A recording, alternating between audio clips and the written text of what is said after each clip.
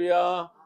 오늘 성령 하나님께서 이 자리에 우리 가운데 함께 계시는 줄로 믿습니다. 대내적으로 보면 참 지금 우리는 힘든 그런 때를 맞이하고 있는 것 같아요. 항상 시대마다 쉽지는 않았겠습니다만 지금 불어닥친 여러 가지 경제적인 한파라든지 또 세계 곳곳에 천재지변 이런 현상을 볼 때 참 힘든 상황을 맞이하고 있는 것 같아요. 마치 사방이 꽉 막혀 있는 듯한 그런 상황. 그리고 오늘 본문의 말씀처럼 마치 이 골리앗을 만난 것 같은 그런 상황을 우리가 경험하게 되는 것 같아요. 믿음이 아주 좋은 쥐가 있었어요. 근데 그 쥐가 이제 먹이를 찾아서 헤매다가 그만 고양이를 만나게 됐습니다. 그래서 나 살려라, 걸으면 나 살려. 막 이 쥐가 도망을 갔어요. 도망을 갔지만 결국 막다른 길에 이제 쥐가 서게 됩니다. 이제 고양이는 너 제대로 걸렸다. 슬금 걸어서 이 쥐를 잡아먹으려고 이제 고양이가 쥐를 향해서 달려오고 있었어요. 근데 이 쥐가 마침 아침에 묵상하는 거 하나님 말씀이 생각나는 거예요. 고린도서 10장 13절 사람이 하나님께서 시험을 허락지 아니하시고 시험 당할 쯤에 피할 길을 주시나니 능히 이기게 하십니다. 그 말씀이 딱 생각이 나는 거예요. 그래서 이 쥐가 하나님 저에게 좀 피할 길을 주세요. 하나님 피할 길 간절히 막 기도를 드렸어요. 그랬더니 순식간에 하나님께서 그 머리에 지혜를 주시는 거예요. 그래서 이 쥐가 도망 뒷걸음치는 쥐가 오히려 고양이 앞에 소금 다가갑니다. 그리고 이 쥐가 고양이 이 귀에다가 모락모락 소닥소닥 됐어요. 그러니까 오히려 이 고양이가 무서워서 점점 뒤로 도망을 가는 거예요. 과연 이 쥐가 고양이 귀에다가 뭐라고 얘기했을까요? 이렇게 얘기를 했다고요. 야, 고양아, 나 방금 조금 할까? 쥐약 먹었거든. 쥐약 먹은 쥐를 고양이가 먹을 수는 없겠죠. 자기도 죽을 수밖에 없으니까요. 그러니까 우리가 이렇게 막다른 골목, 막다른 상황에 놓였다 할지라도 반드시 길이 있다라는 거예요. 길. 어쩌면 우리 인생도 그래요.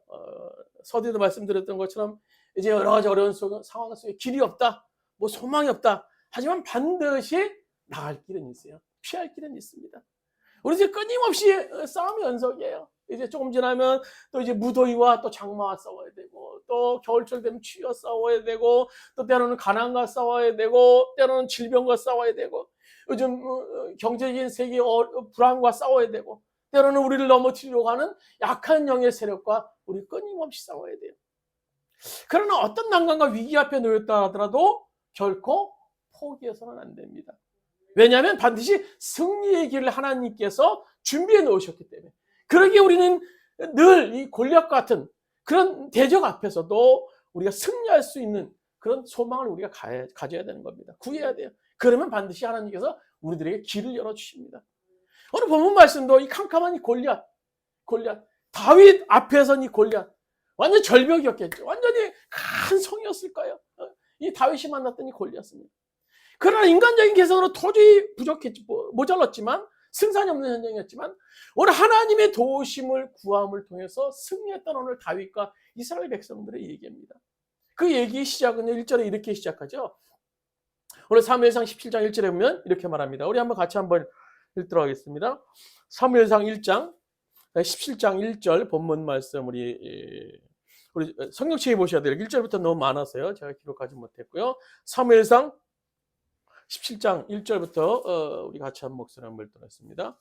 블레셋 사람들이 그들의 군대를 모으고자 하여 유다에 속한 소고에 모여 소고와 아세가 사사라 사이를 에스베스담빗에 진침해. 그러니까 지금 상황이요, 이 전쟁 상황인데요. 블레셋 사람들이 이제 이스라엘 상대의 진영으로 왔어요. 전쟁하기 위해서 지금 에베스담빗이라는 곳에 이제 블레셋 사람들이 진영을 칩니다. 진영을 치고 쳐들어오려고 그러니까 이스라엘 백성들도 역시 나갔죠. 나가서 엘라라는 평야에 이제 진을 쳐요. 그러니까 블레셋 백성들, 이스라엘 사람들이 이 엘라라는 골짜기에 서로 산을 등지고 이제 서로 마주보고 있는 상황이에요. 그리고 앞에는 크게 전쟁을 벌이기 위해서 벌판이 버려져 있는 상황. 그래서 이스라엘과 이 블레셋이 골짜기 사이를 두고 굉장히 팽팽한 긴장감이 흐르는 그런 상황이었습니다.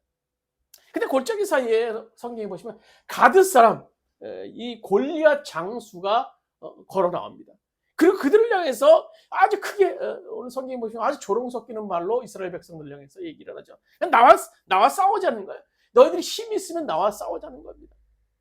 그래서 이 군대에서 이 이스라엘 백성들을 조롱하면서 그들이 외친 오늘 이 골리앗 사람 모습을 볼 수 있는데요.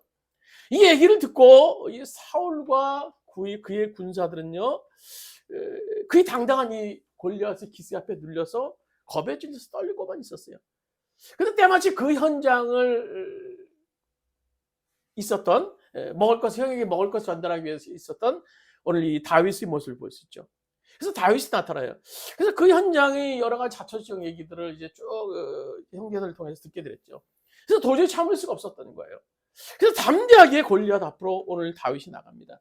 물맷돌과 작대기만을 가지고 주저함 없이 오늘 골리앗을 향해 던졌고 골리앗은 물맷돌에 쓰러져 버리고 맙니다. 그래서 이 이야기의 중심에 되는 사람은요, 세 사람이에요. 오늘 사울, 골리앗, 다윗.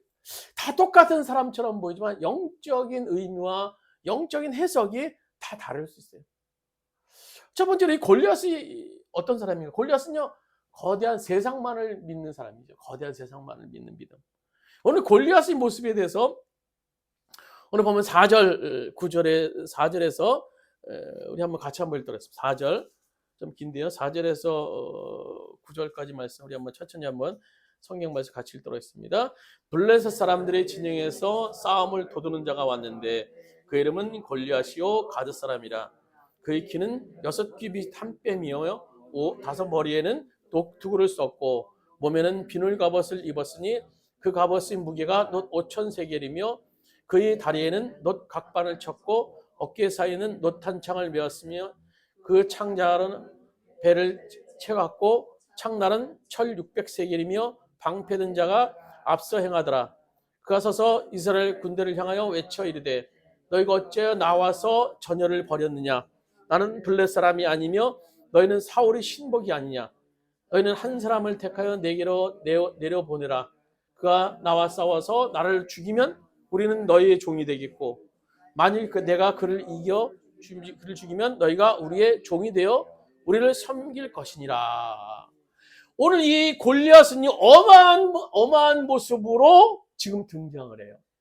오늘 그 키가 6규빗이라면요 한 3m가 되는 거예요. 이 천장을 뚫고 들어가는 거예요. 뭐 1규빗이 45에서 50cm 정도로 보는데요. 3m. 그리고 그 큰 키에다 완전 중무장을 했어요. 중무장을 한 그 방패와 뭐 갑옷이 무게가요 무려 57kg, 60kg가 여성 하나의 몸매가 될 정도로 아주 당당하게 중무장을 하고 지금 사울 골리앗이 나타나서 이스라엘 진영을 향해서 외치는 거예요. 담대하게 외쳐요. 그는요 이 철저하게 무장된 그리고 외형적으로 가장 큰 자신의 모습을 보면서 절대적인 신뢰를 하면서 자신감이 넘쳤던 거예요. 누가 나에게 넘보려? 누가 나를 넘보려? 누가 나를 이길 수 있겠냐? 골리앗은요 보이는 세상이 그에게 전부였어요. 그것만을 신봉했던 사람입니다. 그래서 자신 앞에 완벽했던 자신이었기 때문에 이스라엘 앞에서 당당하게 외칠 수 있었던 것입니다. 거기에다가 자신 앞에 대적한다고 나온 그 며칠 후에 대적한다고 나온 그 다윗의 모습이 얼마나 초라합니까? 골리앗 앞에 이 다윗은요 동네 강아지 정도도 밖에 지나지 않았을 거예요. 그럴 수밖에 없었겠죠. 육적 장신, 중무장한 이 골리앗 앞에 나온 이 다윗의 모습은요 소년에다가 뭐 작대기 하나 들고 나와서 오늘 이 골리앗 앞에 선 거예요. 보이는 것이 전부인지 아는 사람은요 그것 앞에 용감할 수 있어요. 그것이 다기 때문에 오늘요 이 골리앗은요 당당하게 오늘 다윗 앞에 나가 서게 됩니다. 그러나 다윗 역시 그도 당당하게 골리앗 앞에 서게 되죠. 이 창세기 13장에 보면요 이 아브라함이 조카와 함께 동거하다가 이제 그 재산이 늘어나게 돼서 이제 함께 동거할 수 없게 돼서 이제 서로 이제 분가를 하게 되죠. 이때 아브라함이 이제 그들이 재산을 조카 롯과 함께 나누면서 롯에게 땅의 우선권을 줍니다. 조카 롯은 철저히 계산한 후에 지금 요단 지역의 소돔과 고모라를 선택합니다. 그래서 창세기 13장 10절에 보면 이렇게 기록하고 있어요. 이에 롯이 눈을 들어 요단 지역을 바라본즉 소알까지 온 땅에 물이 넉넉했다라고 기록하고 있어요. 그 단순히 바라보는 바라보는 것만 의미했던 건 아닐 거예요. 그 땅을 바라보며라는 것은 세상적인 기준으로 롯이 이것저것 따져 보았다라는 겁니다. 아, 여기는 강뷰지. 야, 여기는 바다뷰지. 바다 잘 봐. 이 소돔과 고모라 이 땅을 사면 앞으로 굉장히 부자가 될 거야. 아, 땅 가치, 투자 가치도 있어. 넓은 평이 앞으로도 쫙 뚫렸지. 세상적인 눈에 굉장히 이 조카 롯은 밝았던 것 같아요. 그러나 안타까운 것은 이 조카는요, 그 도시의 죄악을 볼 수 있는 영적인 눈이 없었어요. 사람들의 악함을 보지 못했습니다. 그 결과 그렇게 눈으로 보고 신중하게 선택한다고 한 땅은요, 하나님의 선택을 받아서 심판의 대상이 되고 맙니다. 인간이 이 눈으로 본다라는 것은요, 즉 육안으로 본다라는 것은 한계적 사항이 너무나 많아요. 결국 우리는 사람들 눈에 보이는 것만으로 판단해요. 당연한 걸 거예요. 보이니까 그 보는 것만으로 판단을 해요. 그리고 보는 것이 마치 전부인 양, 그 속에 빠져서 사는 것이 대부분 사람들의 모습입니다. 그러나 어떻습니까? 세상에서 벌어지고 있는 일들이 과연 우리 눈에 이 보이는 것에 의해서 벌어지고 있습니까? 그렇지 않죠. 쉽게 보더라도요, 이 세상의 천재지변이라든지 전쟁 등 인류 재앙은요, 눈에 보이지 않는 것에 의해서 벌어지고 있어요. 얼마 전에 지진이 났던 이 터키라고 그러지, 옛날에. 그 지진이 사람들 눈에 보였다면요, 3만 명이나 육박하는 그런 희생자가 생기지 않았을까요? 땅 밑에 뭐가 벌어지고 있는 사람들이 어떻게 합니까? 지질 조사를 하고 해도 사람들은 알 수 없어요. 언제 이 땅이 지각이 변동이 날지 알 수가 없어요. 보이지 않거든요. 보이지 않아요. 또 우크라이나, 러시아 전쟁만 해도 그렇습니다. 그것이 보이는 것에서 시작됐습니까? 아닙니다. 옛소련 땅을 회복하고자 하는 그 나라 대통령 푸틴의 그 정복력, 그 정복 야욕이 불타올라서 결국은 이 전쟁이 일어나고 언제 끝날지 몰라요. 그 종착지는 인간의 눈에 보이지 않는 것이 바로 그 모습입니다. 오늘 이 세상 인간의 눈에 보이는 것에 의해서 돌아가고 있다고 생각한다면요, 큰 오산이죠. 인간의 가시적 한계는요, 너무나 분명해요. 너무나 커도 안 보이고 너무나 작아도 안 보이고. 그래서 인간은 현미경을 만들고 오늘 인공위성을 만들었어요.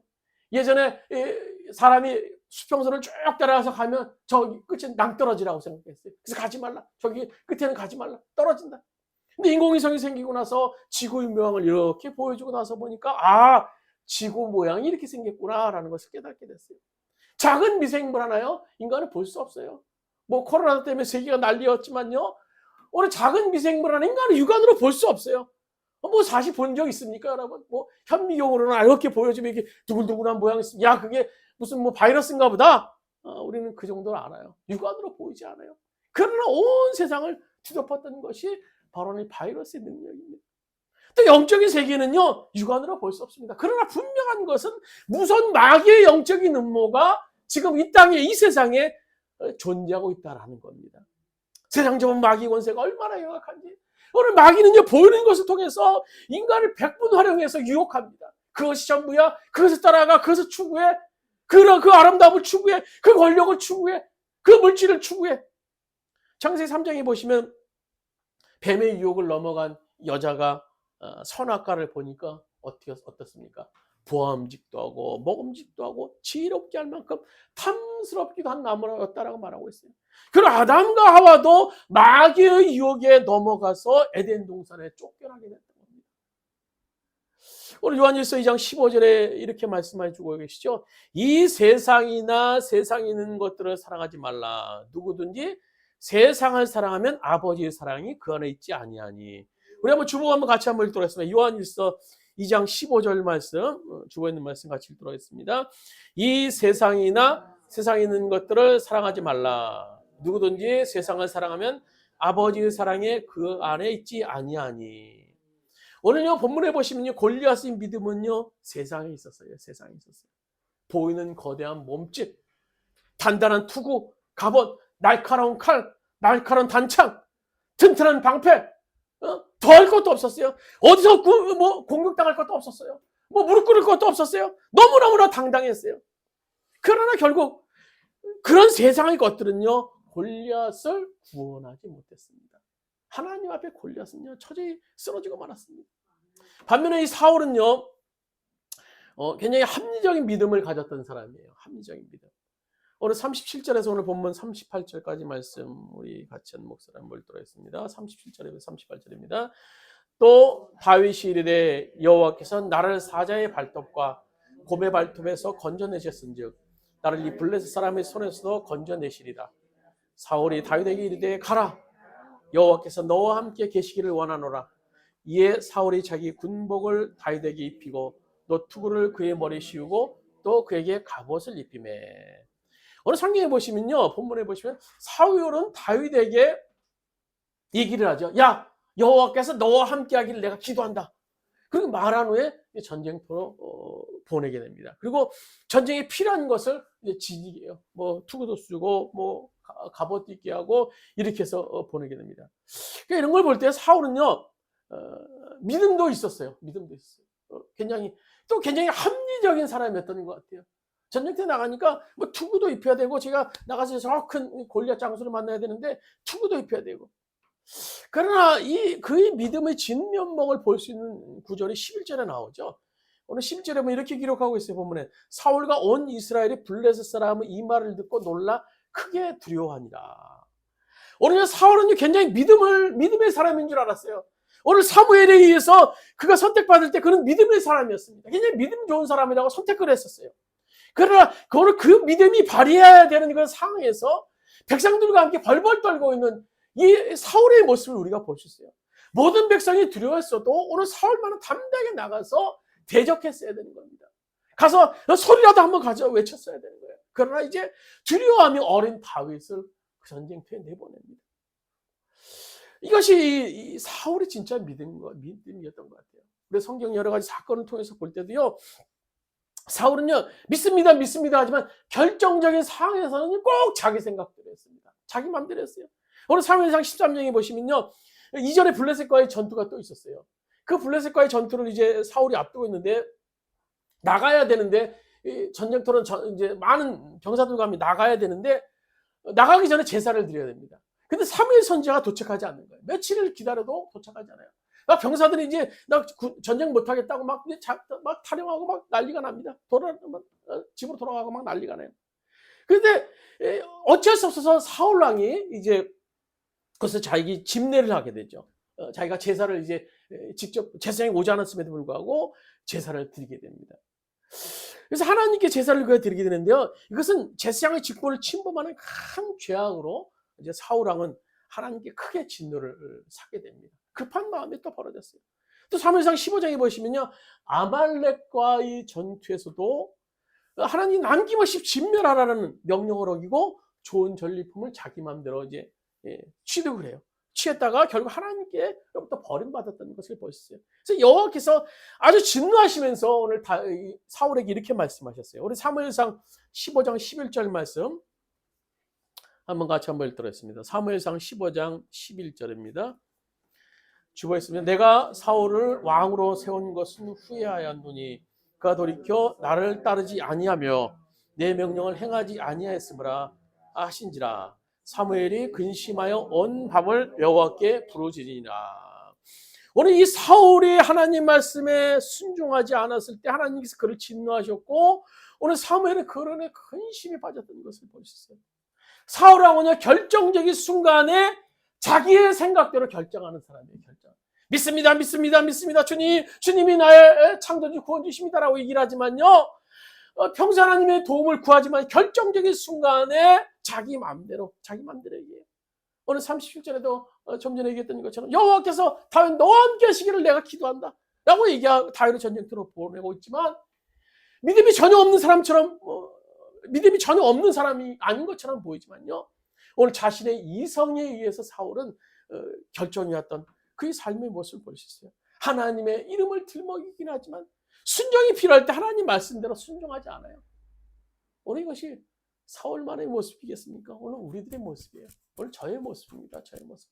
정말 하나님의 기도가 필요하고 하나님에 의한 결정이 필요해야 돼. 그런 상황에 결국 내 이익을 위해서 내 평화를 위해서 그것만을 추구했던 모습이 오늘 저의 모습이죠. 우리들의 모습이에요.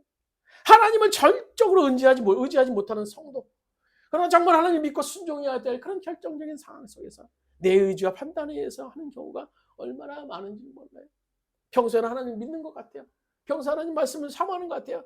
그러나 결정적인 상황에 자신의 이성을 믿는 사람, 그래서 어떤 믿음이 중요한 결정을 내려야 될 때 작동하잖아요.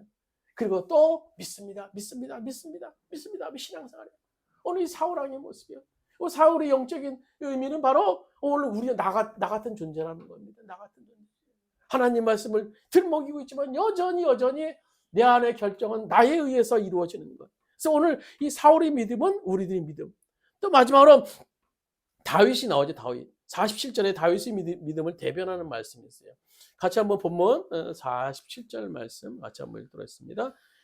또 여호와의 구원하심이 칼과 창에 있지 아니함을 이 무리에게 알게 하리라. 이 전쟁은 여호와께 속한 것인즉 그가 너희를 우리 손에 넘기시리라. 오늘 유진 피터슨이 쓴 다윗의 영성이라는 책에 보면요, 이 골리앗과의 싸움을 앞둔 다윗에 대해서 아주 세밀하게, 아주 리얼하게 묘사한 그런 부분이 있어요. 제가 한번 읽어드릴게요. 시냇가에 무릎 꿇고 있는 다윗. 그는 무릎을 꿇고서 매끄러운 돌 5개를 골라 하나씩 촉감과 무게와 크기를 가늠해 보고 있다. 그는 엘라 골짜기의 가운데 있다.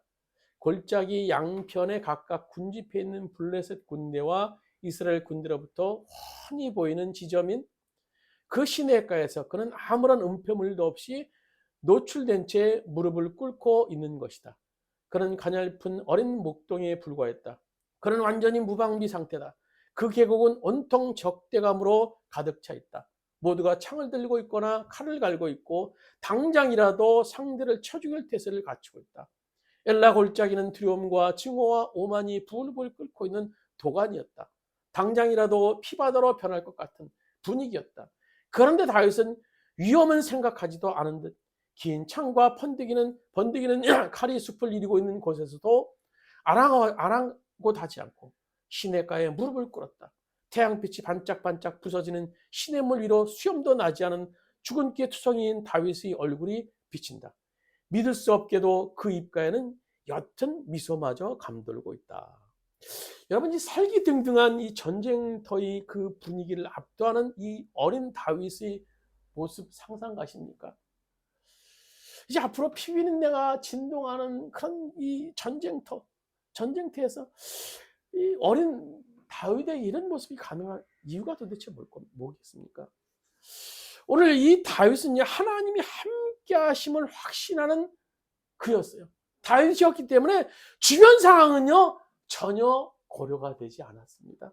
아니, 주변 상황은요 그의 눈에 보이지 않았을 거예요. 왜냐하면 오로지 주님만을 봤기 때문에, 강하신 주님만을 봤기 때문에 뭐 칼이 번뜩이든 뭐가 폭탄이 터지든요 그에겐 중요하잖아요. 너무너무나 강력한 그분 자기가 경험했던, 다윗이 이전에 경험했던 그분이 앞에 보이기 때문에 주변 상황은 전혀 다윗의 고려할 상황이 아니었어요.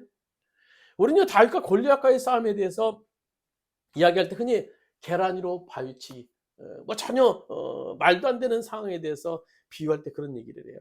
그러나 성경에 보면 다윗은 이 싸움에서 분명히 승리할 것을 싸우기도 전에 알았던 인물이에요.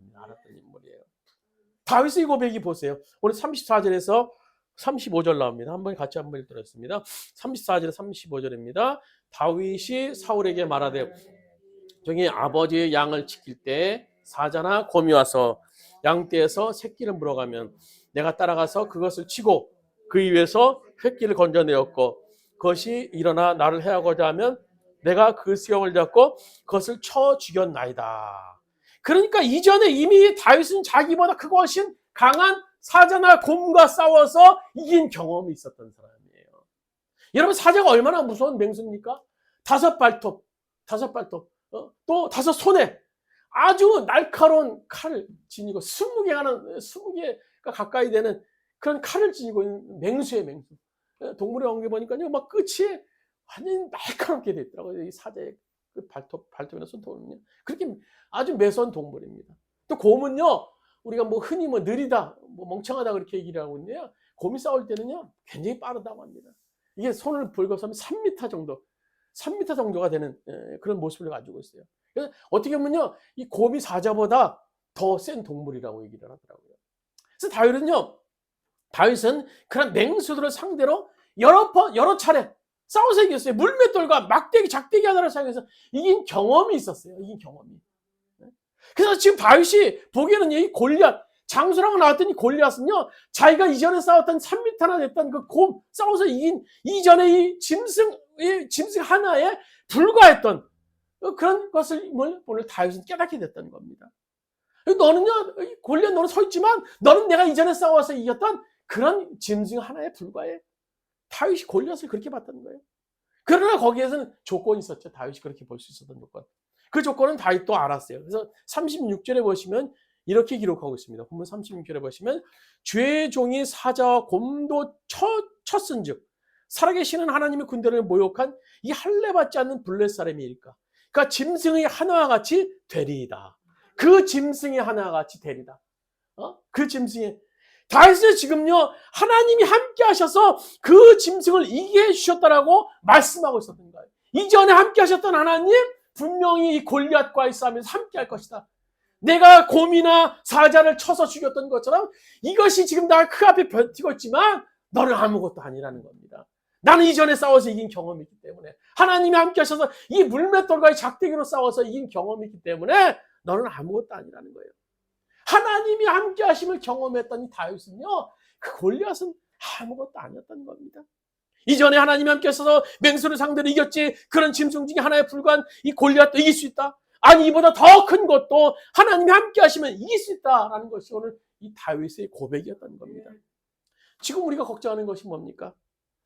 불가능해 보이는 그것 때문입니까? 그것 때문에 불가능해? 아닙니다. 골리앗이 문제가 아니에요. 본질의 문제는요, 오늘 지금 내가 하나님과 함께 하느냐, 그렇지 않느냐가 문제인 거예요. 오늘 이 다윗에게 문제가 뭐였겠습니까?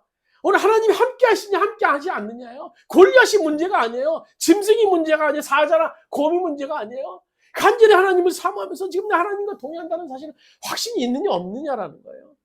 오늘 성경에 기록되는 놀라운 그분이 우리를 너무나 사랑하셔서 십자가에서 자신의 독생자 외아들을 우리들을 구하기 위해서 보내신 분이에요. 그분. 세상을 창조하신 그분. 그분은 우리를 창조하시고 우리를 세상에서 부르시고 또 세상에서 우리를 보낸 그분이에요. 그분. 이 확신만 우리에게 있다면요, 그게 문제겠습니까? 오늘 여러분이 가지고 있는 그게 문제겠습니까? 우리 주원 공동체 모든 것이 다 부족해서 문제입니까? 우리의 문제는요, 이 공동체의 문제는요, 하나님이 동행하느냐 동행하지 않느냐 문제예요.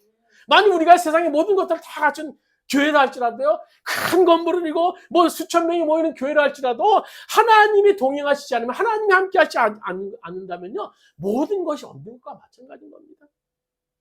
오늘 다윗은요, 골리앗에 비해서 모든 것이 다 부족했어요. 오늘 골리앗이 가진 세상의 어떤 것도 다윗은 가지지 못했습니다. 그러나 그는 하나님이 함께 하셨기에 모든 것을 소유할 수 있었던 사람이에요. 오늘 다윗의 당당한 고백, 오늘 47절 말씀 한번 같이 한번 읽도록 47절 말씀입니다. 같이 한번 읽도록 또 여호와의 구원하심이 칼과 창에 있지 아니함을 이 무리에게 알게 하리라. 전쟁은 여호와께 속한 것인즉 그가 너희를 우리 손에 넘기시리라. 이 전쟁의 승리는 얼마나 좋은 무기를, 얼마나 좋은 시대적 조건을 가지고 있느냐, 얼마나 뭐 대단한 것을 가지고 있느냐, 갖췄느냐가 아니었어요. 오늘 본문 50절에 보시면 다윗의 손에는요, 칼 한 자루도 없었다고 기록하고 있습니다. 이것을 우리가 주목해야 됩니다. 우리 인생의 전쟁터에 승리하는 요건은요, 우리가 부족하다고 생각하는 그것이 아닙니다. 하나님이 나와 오늘 함께 하지 않느냐 여부에 달려 있어요. 오늘 말씀에 들어가겠습니다. 여러분, 골리앗과 같이 세상을 믿는 믿음은 허상입니다. 허상. 결국에는요, 소돔과 같은 재앙이나 오늘 골리앗 같은 처참한 죽음을 당할 수밖에 없기 때문인 거예요. 그러나 그 골리앗 같은 세상 앞에서 살고 있는 우리의 믿음은요, 살과 같이 이랬다 저랬다 하는 믿음 아닌 믿음인 경우가 너무나 많아요. 인생의 전쟁터에 전혀 힘을 발휘할 수 없는 그런 믿음입니다. 이제 우리는 다윗처럼 하나님이 우리 함께 하심을 선포할 수 있길 바랍니다. 이 전쟁은 여호와께 속한 전쟁이기에 여호와께 승리케 하시리라. 내 능력을 믿는 게 아니에요. 내 힘을 믿는 게 아니에요. 내 지혜를 믿는 게 아니에요. 내 물질을 믿는 게 아니에요. 여호와 하나님을 믿는 겁니다. 우리를 창조하시고 우리를 부르시고 우리를 세상에 보내신 그 하나님, 우리를 선교적 백성으로 부르시고 이 땅에 세우신 그 하나님을 믿기에 우리 담대하게 이 세상 가서 나가 싸울 수 있는 겁니다. 오늘 꽉꽉 막혀있는 것 같은 정말 앞뒤 좌우 하늘까지 다 막혀있는 그런 상황 속에서도 여호와 하나님을 의지하는 자는 길이 있습니다. 소망이 있습니다.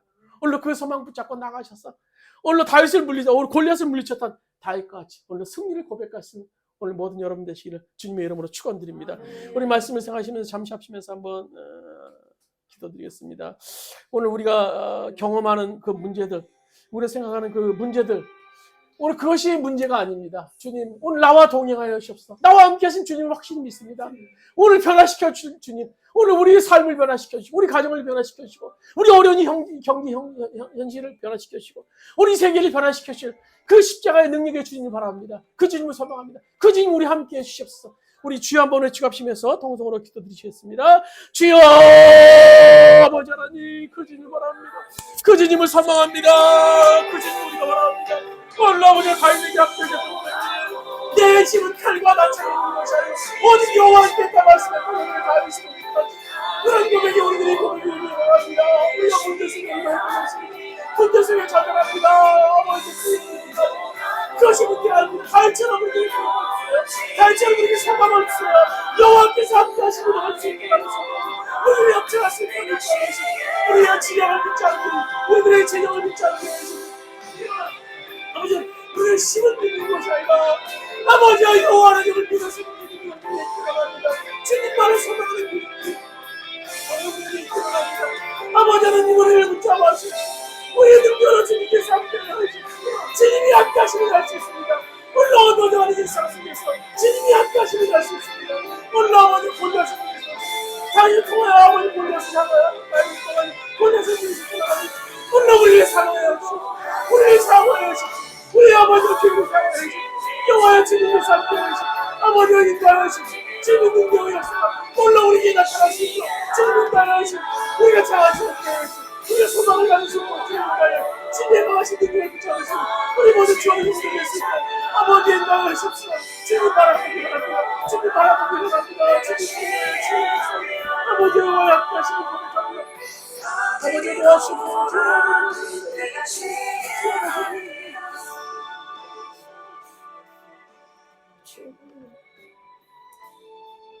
다윗처럼 우리를 사용하여 주시옵소서.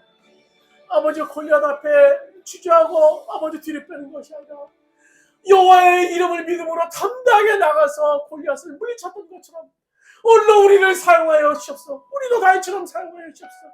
이 골리앗 같은 이 세상 속에서 정말 너무너무나 작게 느껴지는 이 세상 속에서 우리가 주저하며 아버지 좌절하는 것이 아니라 다윗처럼 다윗이 골리앗을 물리쳤던 것처럼 주님의 이름으로 나가 싸워서 승리하는 우리 모든 성도를 낼 수 있도록 아버지 인도하여 주옵소서. 작다는 우리 현실 앞에 우리가 아버지 좌절하지 않게 해주시고 나약해지지 않게 해주시고 강하신 주님만을 의지하는 우리 모든 성도를 낼 수 있도록 주와 함께한다는 확신을 갈 수 있는 우리 모든 성도를 낼 수 있도록 주 인도하시고 역사하여 주시옵소서. 우리 삶 속의 문제가 뭡니까? 우리 가정의 문제가 뭡니까? 우리 사업장의 문제가 뭡니까? 오늘 우리 교회가 문제가 뭡니까? 그것은 주님이 함께하시지 않기 때문에 문제를 믿습니다. 아버지 우리가 주님과 통행하기를 합니다. 우리 가정이 주님과 함께하는 가정 되기를 합니다. 아버지 우리 자신이 주님과 함께하는 사람이 되기를 합니다. 아버지 주님의 주원교회가 주님이 함께하는 교회 되기를 합니다. 이 땅의 많은 백성들이 주님과 함께하는 백성들이 되기를 합니다. 그래서 주님과 동행하여서 아버지 주님으로 말미암아 승리를 외칠 수 있는 우리 모든 성도를 낼 수 있도록 주 인도하여 주시옵소서. 이제는 우리 주 예수 그리스도의 은혜와 하나님 아버지의 무한하신 사랑하심과 도에서 성령님의 감화 감동된 교통하시는 은총이 오늘 골리앗 같은 일상 앞에서 좌절하며 낙심하며 이랬다 저랬다 하는 것이 아니라 다윗처럼 담대하게 나가서 주님을 믿음으로 말미암아 승리하기를 원하는 우리 성도들 머리 위 그의 가정과 직장에 사업장과 직장에 이 민족 위에 이 모든 교회 위에 이제부터 오늘까지 함께 하시기를 간절히 축원하옵나이다.